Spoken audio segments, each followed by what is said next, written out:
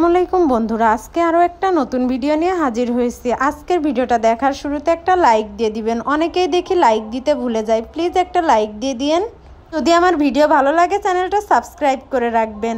আমার চ্যানেলটা সাবস্ক্রাইব করছেন তাদেরকে অসংখ্য ধন্যবাদ আমার পাশে থাকার জন্য। যারা এখনও চ্যানেলটা সাবস্ক্রাইব করেননি তারা প্লিজ আমার চ্যানেলটা সাবস্ক্রাইব করে রাখবেন। আজকে আমি খুব সহজে কিভাবে গরুর মাংস রান্না করতে হয় সেটাই দেখাবো। এখানে আমি গরুর মাংস নিয়ে নিয়েছি। আজকে গরুর মাংসটা রান্না করব হাতে মশলা মেখে। তো এভাবে যদি আপনারা গরুর মাংস রান্না করেন খেতে কিন্তু অসম্ভব ভালো হবে। আমি একটা পাত্রে গরুর মাংস নিয়ে নিয়েছি। আমি সবসময় এভাবে হাত দিয়ে মেখে নিয়ে গরুর মাংসটা রান্না করি। আমি পরিমাণ মতো লবণ নিয়ে নিয়েছি। লবণটা আপনারা আপনাদের মতো করেই নেবেন। নিয়ে নিয়েছি 1 চামচ ধনিয়া গুঁড়া, 1 চামচ হলুদের গুঁড়া নিয়েছি, আর 2 টেবিল চামচ লাল মরিচের গুঁড়া নিয়েছি। আমি সবসময় গরুর মাংসে ঝালটা একটু বেশি খেতে পছন্দ করি। এই রেসিপি ফলো করে যদি একবার গরুর মাংস ট্রাই করেন তাহলে কিন্তু বারবার এরকম রান্না করে খেতে মন চাইবে। এখানে সামান্য সরিষার তেল দিয়ে নিয়েছি। আমার এই সরিষার তেল আমি 2 টেবিল চামচ নিয়েছি। আর এখানে আমি গরম মশলার পেস্ট নিয়েছি। জয়ফল, জয়ত্রী, এলাচ, দারচিনি, জিরা, লং আর গোলমরিচ সবগুলো একসাথে পেস্ট করে নিয়েছি। আপনারা চাইলে গরম মশলা গুঁড়াটাও ব্যবহার করতে পারেন। আমি সবসময় গরম মশলা পেস্ট ব্যবহার করি। এখানে আমি পেঁয়াজ কুচি নিয়েছি। এরপর আমি 1 টেবিল চামচ পেঁয়াজের পেস্ট নিব।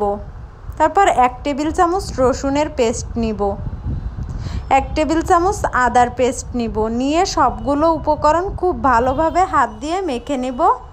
সবসময় এরকম মাংস খেতে ভালো লাগে। আমার বাসার সবাইও কিন্তু এই মাংস রান্নাটাই পছন্দ করে। অন্যরকম রান্না করলে কিন্তু খেতেই চায় না। আপনিও দেরি না করে এরকম একবার ট্রাই করতে পারেন। এভাবে হাত দিয়ে মেখে কিছুক্ষণ রেখে দিন। এখানে 1 ঘন্টা রাখছিলাম, আপনারা আপনাদের মতো করেই রাখবেন। বাইরের আবহাওয়াটা এত ভালো ছিল, বৃষ্টি হবে মনে হচ্ছে, তো একটু ভিডিও করে দেখালাম। খুব ভালোভাবে মেশানোর পর আমি রেখে দিব কিছুক্ষণ। আমি এই মাংস রান্নাটা একটা হাঁড়িতেই করব। তো আমি এখানে পরিমাণ মতো তেল দিয়ে নিয়েছি, রেগুলার রান্নার তেল। এরপর এখানে আমি 1 টুকরা দারচিনি নিয়েছি আর 2টা তেজপাতা নিয়েছি। কিছুক্ষণ আগে বললাম না বাইরের আবহাওয়াটা কত সুন্দর। দেখুন বৃষ্টি হচ্ছে, আমার কিন্তু বৃষ্টিতে ভিজতে অনেক ভালো লাগে। তো আমার মাংসটা খুব ভালোভাবে মেশানোর পরে কিছুক্ষণ রাখার পরে এবার আমি রান্না করব। ভিতরে সব মাংস দিয়ে দিলাম, দিয়ে কিছুক্ষণ নাড়তে থাকবো। আমি এক্সট্রা কোনো পানি ব্যবহার করব না, এভাবেই ঢেকে রেখে দিব কিছুক্ষণ। আমি 10 মিনিট রাখছিলাম। 10 মিনিট রাখার পর কিন্তু মাংস থেকে পানি ছেড়ে দিয়েছিল। 10 মিনিট পর আপনাদের দেখাচ্ছি। দেখুন মাংস থেকে কতটা পানি ছেড়ে দিয়েছে। তবে লো আছে কিন্তু আমি রান্নাটা করব। আবার ঢেকে দিব। কিছুক্ষণ পর আবার ফিরে আসছি। দেখুন কতটা পানি বের হচ্ছে আমার এই মাংস থেকে। এখানে এক্সট্রা পানি দেওয়ার প্রয়োজন পড়বে না। আমি এভাবেই রান্না করব 20 মিনিট। এই মাংস রান্না করলে একটু হাতে সময় লাগে, লাগুক। যদি এরকম টেস্টি খাবার খাওয়া যায় তাহলে একটু সময় লাগলেও কোনো সমস্যা নাই। এখন কত সুন্দর আর লোভনীয় হচ্ছে, যত সময় যাচ্ছে তত। এবার মাংসটা খুব ভালো করে কষিয়ে নিব। কষিয়ে নেওয়ার পর আমি ঝোলে পানি দেওয়ার জন্য সামান্য একটু পানি ব্যবহার করব।